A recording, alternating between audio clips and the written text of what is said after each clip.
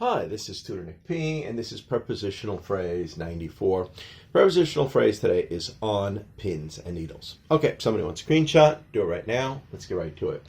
If someone says that a person is on pins and needles, it means one is in a state of great suspense or nervous anticipation. The phrase dates back to the early 1800s and derives from the sharp tingling feeling which one experiences when blood is returning to a limb after numbness. Yeah, we have all experienced this at some point in our life. If you ever slept on your arm and you woke up, it was numb, or maybe you were, down on the floor and your legs were under your body and you got up and your foot was numb, and you have to shake the limb in order for the blood to return back to it. And when that is happening, as the blood is turning back, you actually have this feeling. So let's continue. The feeling does, in fact, feel like one is being stuck by pins and needles. Eventually, the feeling has evolved to mean a nervous state of anticipation. Well, maybe when your arm is numb, it is kind of nervous. Well, this better come back, waiting for the blood to come back and for your arm to work again or your foot to work again. That could cause somebody to be quite nervous for at least a few seconds. Now, it's not so bad because we know what will, probably happen. But if that happened to you for the first time, and your head is like, oh my God.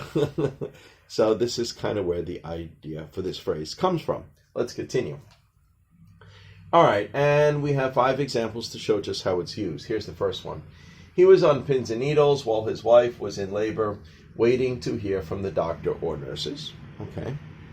Number 2, he has been on pins and needles all day, waiting for the announcement of the final roster to see which players made the team and who was cut. Yeah, so the roster is the final list of all the players that are officially on the team. So, of course, this person wanted to be on the team. So he had this nervous anticipation. Let's continue. After that serious, catastrophic earthquake, he was on pins and needles until he heard from his wife to make sure he was safe. Yeah, it was a really bad earthquake where a lot of people died. A lot of buildings fell down. And, if your wife or family were there, you'd be worried. You don't know what the story is. A lot of times when that happens, too, a lot of the phone communications go out. So sometimes you can't contact them right away. So this would be that example. Let's continue. Number 4.